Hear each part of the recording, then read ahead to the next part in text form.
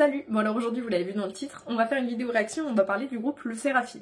Autant d'habitude je fais des vidéos découvertes sur des groupes que je connais pas du tout ou alors j'ai entendu 2-3 chansons, autant là Le Seraphim c'est un groupe que je connais parce que j'ai déjà entendu les title tracks, parce que j'en entends beaucoup parler sur TikTok et sur Twitter, et que j'aimerais bien me faire mon opinion en fait sur ce groupe. Je connais les chansons, je sais ce qui s'est passé avec Garam, etc. Maintenant je sais ce qui s'est passé aussi avec les performances de Coachella et que souvent elles sont décrédibilisées par rapport à leur performance vocale. Donc ce que je vous propose, c'est qu'on fasse une update aux vidéos découvertes. La dernière fois pour le groupe Eunice, on avait fait 2 MV et un live si je me trompe pas. Donc maintenant on va faire le dernier MV de Le Seraphim, donc on va regarder Crazy. Après on regardera 1 ou 2 lives en fonction de ce que j'arrive à trouver qui me convient.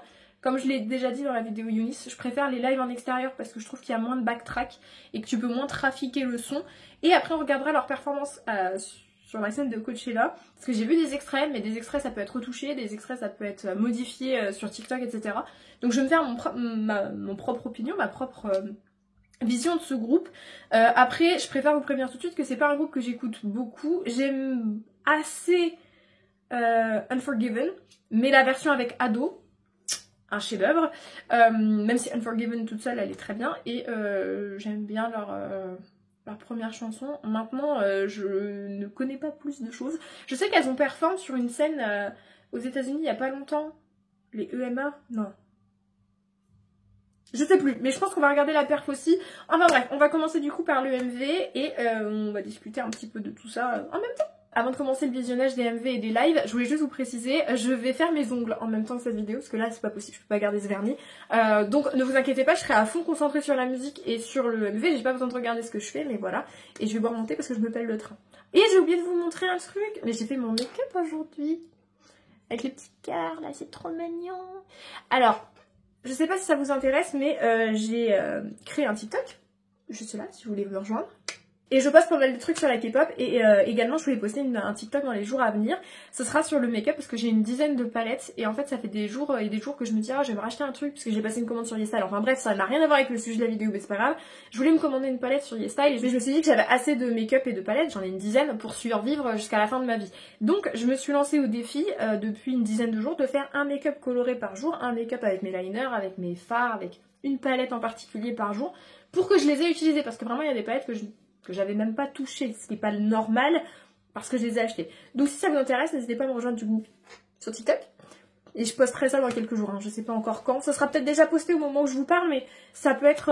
Moi je trouve que c'est bien de se désinfluencer, de se dire que pour faire des beaux make-up, t'as pas besoin de racheter les dernières palettes à la mode, t'as pas besoin d'avoir le meilleur matériel au monde. C'est un peu un TikTok de la désinfluence, pour vous montrer qu'on peut faire plusieurs make-up colorés, plusieurs formes, plusieurs machins, avec une palette que t'as depuis un an, avec des produits que t'as déjà chez toi, trouver des astuces, etc. Donc n'hésite pas à me rejoindre juste là, et puis passons au visionnage. On commence du coup avec le MV de Crazy. Alors ça doit pas être facile de marcher avec des crocs comme ça. Ça je connais. All the girls are girling, girling, all the girls are girling, girling, all the girly girls. Je ne connais que ça, malheureusement.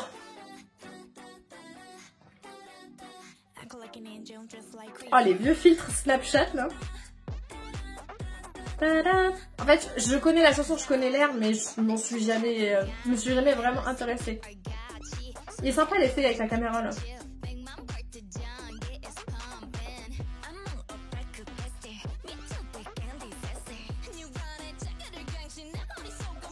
Alors, je l'ai déjà dit, mais c'est très intéressant de regarder les MV. Je vais mettre pause, juste avant que Unchi commence vraiment à chanter. Mais c'est très intéressant de voir les MV. Et en fait, quand tu commences à les étudier, enfin, quand tu commences à les regarder et à les étudier, je vous remets, je suis ce jeune homme-là sur YouTube.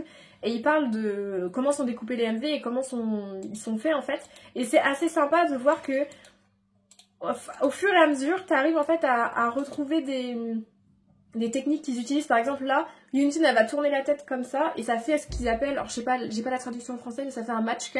En fait ça match complètement la scène suivante, elle tourne la tête, ça cut, on a le même mouvement et ça recut et elle regarde vers le bas mais c'est toujours avec la main en l'air. Et je trouve ça trop intéressant de regarder les MV comme ça.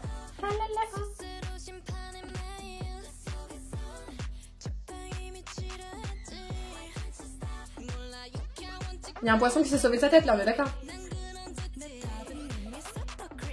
Tombé mais toujours avec style. Voilà. Crazy, crazy, crazy, crazy, crazy, crazy, crazy. Alors, je disais au début que c'est pas un groupe que je suis vraiment, parce que je trouve qu'il y a beaucoup de... comment? De mauvaise foi. Girling, girling, all the girls are girling, girling, all the girls are girling, girling, all the girly girls. Je trouve qu'il y a beaucoup de mauvaise foi de la part des fans de K-pop qui décrédibilisent, c'était pas facile à dire surtout quand je suis concentrée à faire autre chose. Ah, je déteste ce pas de danse. Je suis désolée, hein. Je pense que ça match avec ce qu'elle raconte, mais je déteste. Oui, elles sont très décrédibilisées, elles sont pas bonnes vocalistes. Les gens se moquent allègrement d'elles alors que je trouve qu'elles ont des bonnes chansons quoi. Enfin, après c'est juste que c'est pas mon style non plus. Là les gens c'est des lampes. Tu vois le match cut encore quand elles se retournent, c'est trop intéressant. J'arrivais pas à retourner mais là il y a un match cut, elles se tournent et c'est vraiment genre parfait.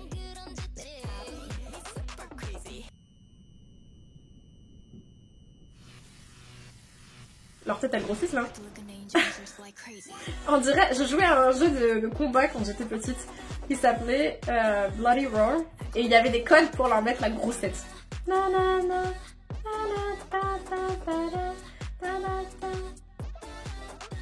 Mais je trouve qu'il est très bien ce comeback moi. All the girls are girling, girling, all the girly girls.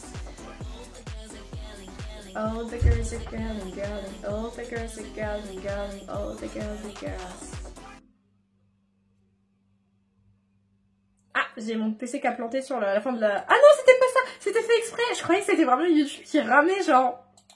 Bon, je vais être très honnête avec vous, Crazy, je la connaissais déjà un petit peu parce que j'ai déjà vu des fancams passer sur TikTok et j'ai déjà vu des gens faire des... Vous savez, les dance challenge et elle passe dedans, donc je la connais un peu. J'ai déjà vu des gens utiliser des passages de la chanson, donc je la connais. Et je m'étais juste jamais penchée dedans, mais la chanson est pas nulle.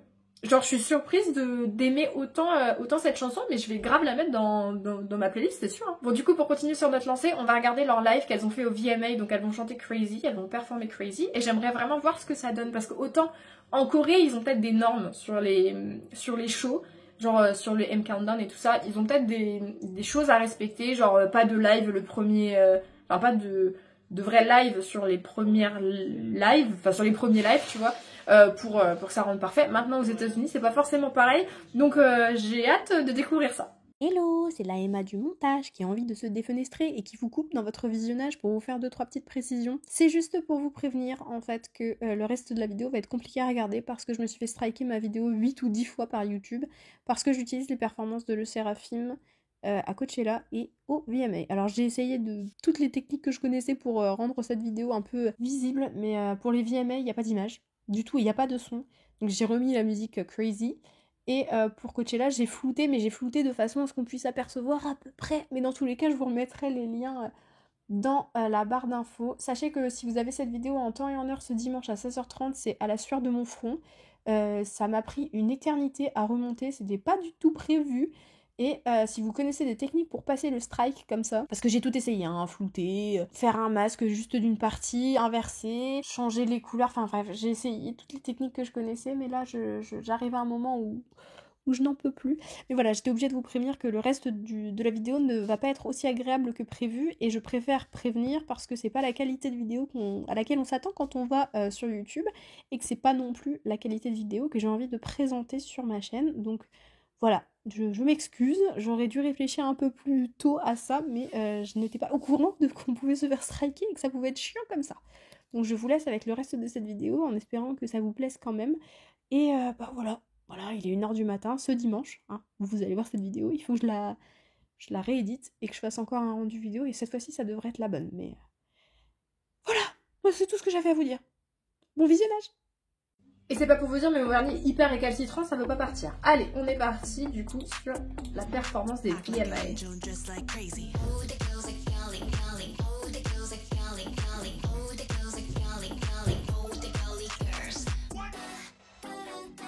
Moi, je veux que ce soit des vrais lives. Je peux tolérer, genre, des mauvais vocaux si elles bougent, mais à partir du moment où le vocal, les vocaux sont pas terribles alors qu'il n'y a pas de mouvement, et ou alors qu'il y a trop de backtrack, ça m'énerve.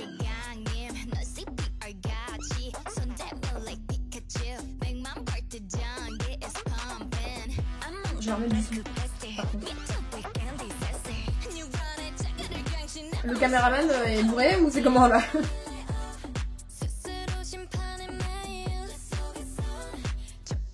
Alors c'est sûr qu'aux États-Unis c'est pas les mêmes caméramans qu'en Corée. Hein.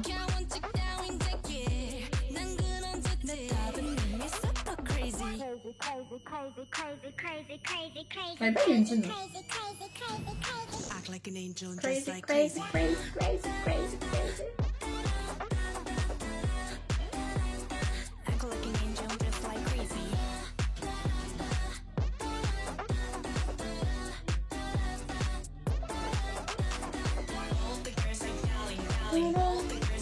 Je suis désolée, je suis vraiment concentrée. Hein.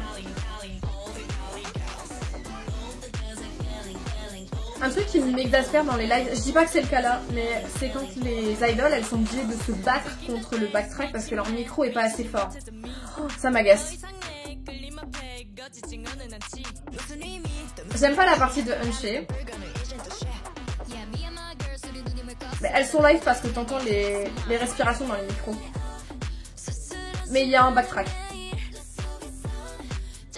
Il y a un backtrack très fort, je pense. Le problème avec les vidéos comme ça, qui sont des chaînes, des émissions, genre là, les VMA, c'est que quand bien même la performance, elle a été live, quand ils la repostent ou qu'ils la passent à la télé, ils mettent un backtrack pour que ce soit parfait. Genre. Du coup, on se rend jamais vraiment compte à quel point la backtrack, elle est forte. Parce qu'en vrai, je pense en disant ça à Lisa qui a performé je sais plus où là, bref, il y a quelques mois. Et elle s'est pris une vague de haine en disant ouais mais elle était pas live, machin, quand elle avait sa tenue rouge. Et les gens ont dit oui mais girling, girling, all the girls are girling, girling, all the girls are girling, girling, all the girls are girling. Et les gens disaient oui elle fait du lip sync et tout ça et c'est pas cool pour ses fans et tout. Le problème c'est quand tu regardes des fancams de... Ah c'est fort. Je disais donc, quand tu regardes des fancams de Lisa qui sont faites par des gens qui étaient dans la salle et qui la filment avec leur téléphone, tu l'entends, tu entends son micro. Et donc en fait quand ça a été posté ou quand ça a été passé à la télé, le backtrack a été rajouté pour que ce soit plus fort. Donc je sais pas comment... Ou alors c'est parce que quand c'est avec les caméras on s'en rend moins compte. Mais je suis sûre qu'il y a des ajustements qui sont faits. Du coup on va regarder l'une des performances que les gens ont le plus critiqué au monde venant de Le Seraphim, c'est leur performance à Coachella. Donc là je vais regarder Smart. Et on va bien voir. Moi, je l'ai pas vu. J'ai juste entendu les gens c'est hyper fort. Les gens critiquer. Donc, allons-y.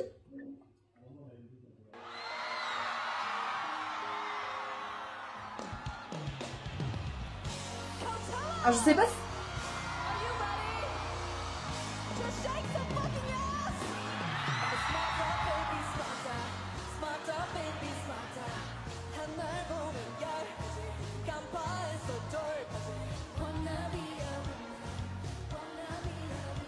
Alors, plusieurs choses là. Déjà, Eugene, elle sait, genre, mettre la foule à son service, si on peut dire ça comme ça. Maintenant, il faut se rappeler que c'est leur premier Coachella, pardon, et qu'elles peuvent être hyper méga stressées. Ça peut jouer. Maintenant, c'est vrai...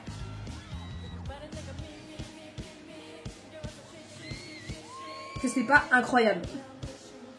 Il faut le dire.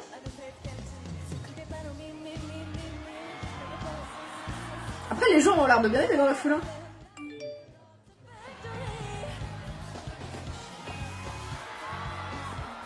Plus de fumée encore. Ah, je déteste quand ils font ça. C'est à ce moment-là qu'on se rend compte que la backtrack, c'est hyper utile. Parce que, je suis désolée pour les fans de K-pop qui n'y croient pas, mais c'est ça un live. Quand tu marches, quand tu bouges, quand tu sautes, forcément ta voix elle saute. Forcément. Enfin, elle saute. Bah, tu bouges quoi. Mais est-ce qu'on est tellement habitué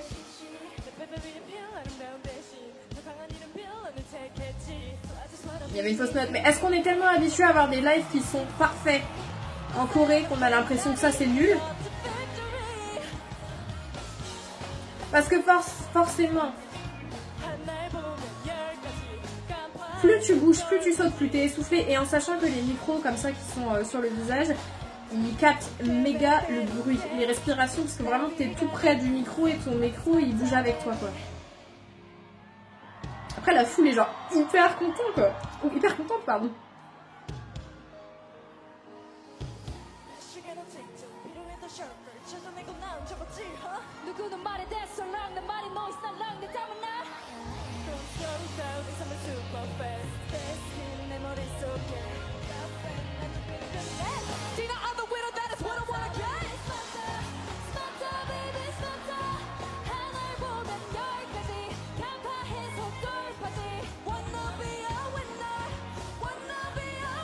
Parce que là c'est pas si mal. C'est Chaewon, je sais plus. Chaewon et Yujin, je suis désolée, j'ai eu un trou de mémoire. Elles sont quand même pas si mal là sur leur dernière high note, mais elles bougeaient pas en fait. Après, pour le reste, elles pouvaient être méga stressées, elles pouvaient être tout ce que vous voulez. Après, c'est sûr que les comparer aux Coachella qu'ont fait Blackpink et aespa, c'est pas juste en fait. C'est pas juste parce que les chorégraphies de Blackpink sont quand même, il faut se l'avouer, assez simples, même si j'aime beaucoup Blackpink, on va pas se mentir. En général, quand la personne chante, elle est sur place où elle marche, mais c'est pas, elle saute pas, elle fait pas des pas chassés, machin, donc tout bien, tout honneur. Je ne pense pas que ce soit le pire... pendant que je vous parle, je suis en train de regarder si je peux trouver un autre live, hein. Mais je ne pense pas que ce soit le pire, la pire performance de Coachella. Après c'est sûr, elles étaient peut-être stressées, c'était peut-être pas moi après c'était biaisé forcément. Moi par exemple je trouvais que Blackpink elles étaient super et que aespa franchement elles s'étaient hyper bien débrouillées. Maintenant les Seraphim elles ont été envoyées là, je trouve qu'elles ont fait le taf, la foule était content. Après c'est pas la meilleure performance que t'aies jamais vue de Seraphim, mais c'est quand la dernière fois que t'as performé devant une telle quantité de gens? Et forcément tu peux être stressée, enfin elles ont quand même des chorégraphies qui sont quand même énergiques, donc ce qui fait qu'elles sont un peu essoufflées, ça, plus tu sais que là t'as pas de backtrack, donc même si tu peux pas sortir la note, tout le monde va l'entendre. Je pense que c'est quand même un sacré stress. J'ai pas trouvé que ce soit horrible. On va en regarder une, c'est Anti-Fragile, mais c'est genre une fancam. On va bien voir, parce qu'en plus, comme je disais, une fancam, ça capte vraiment le son, comme ton téléphone quand tu filmes en concert, ça capte vraiment ce que t'entends. Donc on va regarder ça. En espérant que la personne ne crie pas trop. J'entendrai rien, je pense.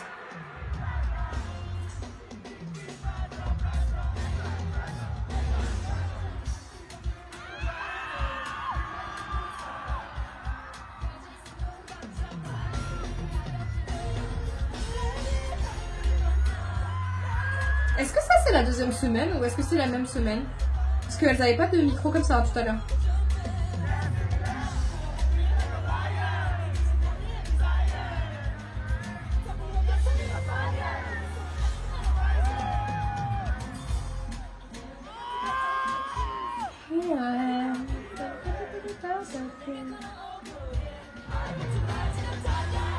Alors, soit vraiment c'est pas la même semaine, parce que j'ai pas fait attention au outfit, j'étais pas concentrée sur ça. Ou c'était avant, elles avaient les micros comme ça au début? Non, je vous ai dit qu'elles les avaient collés au visage. Si c'est pas la même semaine, c'est la faute des micros. Ou alors c'est le fait qu'elles aient déjà performé et qu'elles soient moins stressées plus les micros. Donc, bon. Mais en tout cas, moi j'entends la scène, la foule et... I don't know what to say, I can feel it. Alors la performance, je trouve qu'elle est beaucoup mieux avec les micros. Et pourtant c'est qu'une fancam.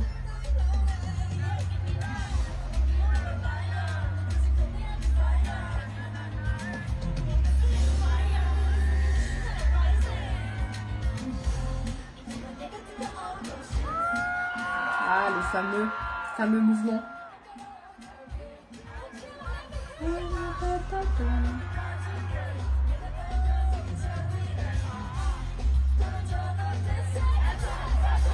Non, je suis pas d'accord sur le fait que les gens ils les aient critiqués comme ça. Ah, moi franchement quand j'ai entendu les gens sur TikTok et Twitter dire que c'était le pire performance que j'avais jamais vu sur Coachella, et je me suis dit mais vraiment c'est pas possible quoi. Qu'est-ce qui s'est passé pour que ce soit nul à ce point-là? Après, je vais pas mentir, je trouve que dans le Séraphim, ce qui est très inégal, c'est les performances vocales. Je trouve que Eugene, c'est une très bonne chanteuse parce qu'il me semble qu'elle faisait de l'opéra. Chaewon, c'est une très très bonne vocaliste. La voix de Eunchae, pardon, j'aime pas vraiment. Sur ses parties en tout cas. Et je trouve qu'après, bon, Sakura, c'est pas bien ce que je vais dire, mais elle a pas d'excuses, entre guillemets, parce qu'elle a quand même toute sa carrière chez les AKB48. Après, c'est pas le même training, parce que chez les AKB elles sont pas entraînées, mais je trouve que elle a perdu confiance en elle. Alors, je pense pas que ce soit seulement la faute des gens en ligne. Je pense que ça vient aussi du management chez Hybe qui, je pense, leur fait se sentir comme de la merde. Il faut l'avouer. Je pense que les gens qui leur apprennent comment poser leur voix sur les chansons, tout ça, doivent pas être très délicats par rapport à ce qu'on voit dans certaines vidéos qui sont là en mode oh non mais ça va le faire et tout. Je pense pas qu'on soit dans la compréhension et dans la gentillesse avec les artistes. Maintenant, c'est pas la pire perf, je suis désolée, je suis pas d'accord. Je vais essayer de regarder si je trouve la performance de la semaine 2, parce que a priori, ça a lancé un truc sur YouTube. Et ça, ce serait la semaine 2, et elles ont pas les mêmes outfits. Donc je vais voir ce que je peux faire, et on en regardera encore un live ou deux, voir un peu si elles se sont améliorées, genre. J'ai réussi à trouver un live de Fearless sur la deuxième semaine, donc on va regarder ça ensemble.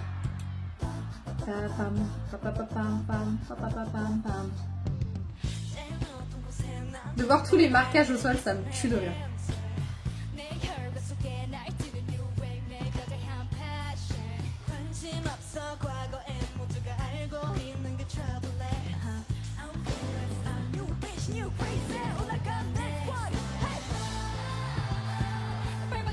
Il y a un backtrack cette fois-ci. J'ai pas fait attention sur les autres, mais là il y a un backtrack. Mais du coup...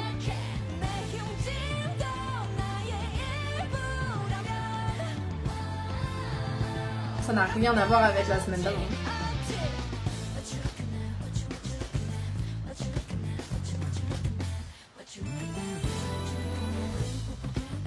Non, c'est mieux.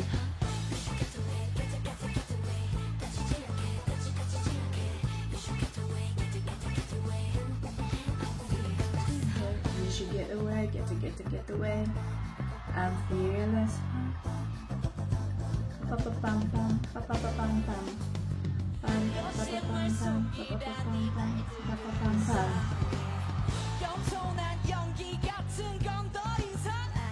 Alors vraiment, je pense, honnêtement, je veux pas faire la meuf qui m'y connaît, je suis pas chanteuse, je fais pas de concert, rien du tout. Mais je pense que le fait d'avoir un micro dans sa main a tout changé. Parce que dans certains lives de groupe que moi je regarde, quand tu les entends avec le micro, vous savez qu'ils ont autour de l'oreille comme ça là, tu entends leur respiration, tu entends tout parce que le micro il capte vraiment tout. Donc un mouvement, un bracelet, tu sais que c'est du live. Elles étaient en live la semaine d'avant. Maintenant, je veux pas jeter la pierre.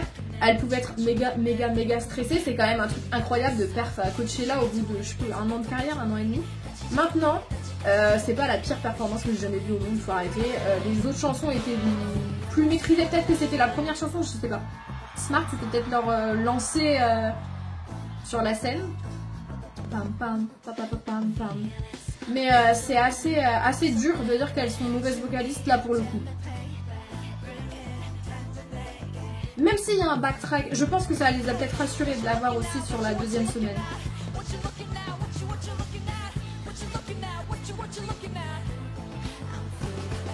Mais peut-être que la première semaine c'était une mauvaise perte, mais je trouve que là elles se sont quand même bien rattrapées.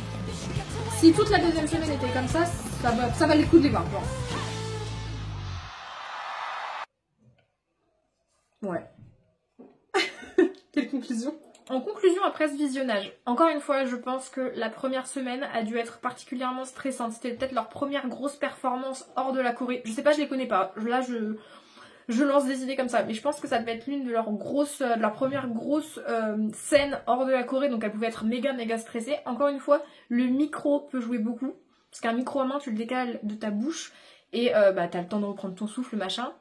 Encore une fois, je le répète, je crois que je l'ai dit dans la vidéo découverte de Eunice que je vous remets dans le petit i, forcément quand t'as un backtrack, t'as plus le temps de te reposer, de respirer, t'as moins l'impression d'entendre la voix saccadée de l'idole qui danse et qui chante. Parce que je suis désolée, il faut se rendre compte quand même que malgré le training de cinglé qu'elles ont, se faire taper dans les abdos pendant que tu chantes, courir en chantant, etc., t'as forcément, tu bouges forcément que ta voix, elle vit avec toi, donc quand tu fais du mouvement, ça saute un peu, c'est normal.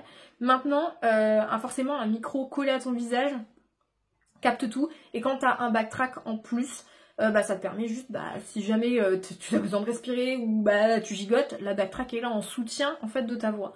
Maintenant, si les deux premières perfs qu'on a regardées sont de la même semaine, la deuxième où elles ont le micro à main est beaucoup mieux, et la deuxième semaine, je pense qu'elles étaient déjà un peu moins stressées, genre. Elles ont vu que le public était là pour elles, c'est aussi délicat, faut se mettre dans leur tête que elles arrivent aux États-Unis, enfin tu sais jamais si tes fans ils vont avoir fait le déplacement pour toi, c'est se dire Coachella, les gens ils viennent pas que pour toi, donc il y a moyen que tu arrives devant le public, tu commences à chanter et personne ne te suit dans le délire quoi. Moi je trouve que les gens ils ont été hyper durs sur TikTok et sur Twitter parce qu'en vérité je trouve pas que, alors c'est sûr que c'était pas le meilleur live que j'ai entendu de ma vie, mais c'était pas le pire non plus, enfin genre peut-être pour la K-pop, mais je pense qu'on est biaisé parce que depuis des années, on nous fait croire que ce qu'on entend au M Countdown, à Inkigayo, tout ça, c'est du vrai live. Non. Il y a de la backtrack, tout est retouché, tout est retouché. Tout ce qui est musique est forcément retouché pour passer à la télé et pour que ce soit lissé, pour que ça paraisse le mieux possible. Maintenant, le Seraphim, c'est pas un groupe que je déteste, c'est pas un groupe que j'écoute plus que ça, j'écoute les title tracks quand elles sortent et qu'elles me plaisent. Je vais rajouter Crazy à ma playlist, parce que quand même j'aime assez. J'écoutais déjà leurs anciennes title tracks, pas énormément, mais quand même. Mais je comprends pas l'acharnement qu'elles ont subi pour Coachella, mais moi je trouve pas que ce soit le pire groupe du monde. Alors après, peut-être forcément, par rapport à d'autres groupes qui avaient plus d'ancienneté, je pense à par exemple Blackpink qui avait déjà une grosse carrière avant de faire Coachella. 2 ans, 3 ans la première fois. Je me rappelle plus. Honnêtement, là je parle en disant peut-être des bêtises, j'en suis désolée. Mais qui avait déjà fait des scènes à l'extérieur de la Corée, qui avait déjà tourné beaucoup. Je pense à 80s, qui ont déjà fait plein de tournées, etc. Peut-être le fait d'avoir fait beaucoup de tournées, de s'être beaucoup plus entraînées à l'extérieur de la Corée, ça leur a permis peut-être d'avoir cette aisance sur scène que les filles là elles avaient pas, je sais pas, j'extrapole, n'hésitez pas à me dire hein, les fans de Le Seraphim, déjà comment vous vous appelez parce que les Firnotes. Alors s'il y a des Firnotes qui regardent cette vidéo, je crois que c'est comme ça qu'on dit le nom du fandom, n'hésitez pas à me dire en commentaire si elles avaient déjà fait des tournées mondiales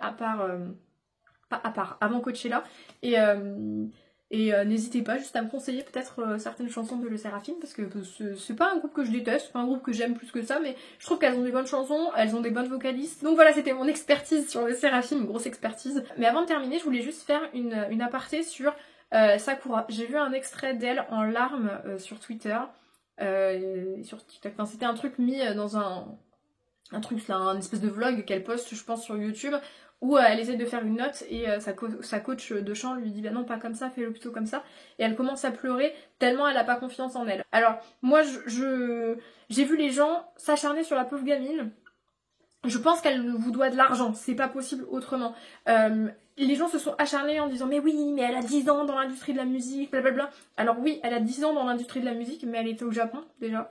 Chez AKB48, les demandes sont pas pareilles. Plusieurs fois, on a entendu les trainees japonaises dire que dans le groupe AKB, elles n'étaient pas plus formées que ça au chant, de 1. Et de plus, même si elle a ses 10 ans de carrière, il faut savoir que tu peux éclater ta voix en 2-3 mois si tu ne l'entraînes pas comme il faut, si tu ne l'échauffes pas comme il faut, si tu chantes pas dans ta gamme, si tu chantes pas dans tes octaves, si tu veux en faire trop. Alors c'est sûr, si elle a pas confiance en elle, ça vient pas que du fait qu'elle s'est pris des remarques à la suite de Coachella ou de toutes les performances qu'elles ont fait, ça doit aussi venir de Hyde. Je veux rien entendre. Forcément, ton environnement de travail fait que tu te sens bien ou pas. Si elle n'est pas capable d'atteindre une note et que ça la met dans un état comme ça en vidéo, c'est sûr que là, sa prof de chant, elle était gentille parce qu'elle savait qu'elle était filmée, mais coupe la caméra et met une caméra embarquée, je te prie de croire qu'à mon avis, les séances d'entraînement, elles sont pas comme ça tous les jours. Elle est pas dans les pincettes, oh ma pauvre chérie, aie confiance en toi, ça va bien se passer. À mon avis, ça se passe pas comme ça quand les caméras sont éteintes. Et moi, cette vidéo-là, elle m'a brisé le cœur parce que j'étais là en mode Sakura avait grave confiance en elle quand elle était chez les AKB48. Elle était vraiment genre des fois seule sur scène à chanter, elle faisait des solos et tout. Et elle avait grave confiance en elle. Et quand tu la vois maintenant pleurer parce qu'elle y arrive pas, elle ose pas, elle a peur, je me dis mais qu'est-ce que la hype lui ont fait? Qu'est-ce que ces années de training en Corée lui ont fait quoi? Parce que franchement, elle m'a fait trop mal au cœur la pauvre. Et elle s'est pris encore plus de haine à la suite de ça, j'ai pas compris. Les gens, ils voient quelqu'un qui se sent mal parce qu'ils ont été méchants avec elle, ils recritiquent et ils lui refont de la peine pour qu'elle se sente encore plus mal. Ça c'est un truc, vous n'aimez pas Sakura, vous n'aimez pas sa façon de chanter, ignorez-la, passez à autre chose, laissez la pauvre gamine tranquille, elle vous a rien demandé, elle vous doit pas d'argent, rien du tout si vous l'aimez pas en fait. Passez votre chemin genre. Donc voilà, c'était tout pour cette vidéo, j'espère que vous avez passé quand même un bon moment en ma compagnie. Moi j'ai été très contente de regarder des vidéos de Seraphim parce que c'est vrai que j'écoute quand je fais des dance challenges toute seule dans ma chambre avec mon casque, quand je fais des blind tests avec ma petite sœur, ou quand ça passe dans ma playlist, j'écoute. Maintenant, je m'étais jamais vraiment penchée sur le groupe, j'avais jamais regardé de live et tout ça. Donc j'ai été très contente de les découvrir, très contente aussi de me dire que je vais aller ajouter quelques-unes de leurs chansons à ma playlist. Et puis n'hésitez pas à me dire en commentaire ce que vous pensez vous du groupe, est-ce que vous êtes Fear-Not ou pas. Et aussi n'hésitez pas à me donner en commentaire des noms de groupes sur lesquels vous voulez qu'on fasse des petites vidéos découvertes comme ça. Donc là, jusque là, on a fait du coup le Seraphim, Eunice, Baby Monster, XG et je ne sais plus. Mais on a fait quelques groupes déjà et j'aimerais bien, n'hésitez pas à me donner des groupes peut-être moins connus ou des groupes que vous adorez et qui se prennent une haine. On qu'on fasse un débrief mais toujours dans la gentillesse, l'amour et la bienveillance. Je souhaite à le Seraphim tout le bonheur du monde. Je leur souhaite que leur fanbase grandisse et je leur souhaite d'arrêter de se prendre de la haine pour rien parce qu'à un moment donné il faut arrêter. Mais voilà, c'est tout pour cette vidéo, j'espère que vous avez passé un bon moment en ma compagnie. N'hésitez pas du coup à me rejoindre sur TikTok parce que j'y poste de temps en temps des vidéos sur la K-pop et puis sur plein d'autres choses. Et puis moi maintenant je vous fais plein de gros bisous et je vous dis à la prochaine. Salut!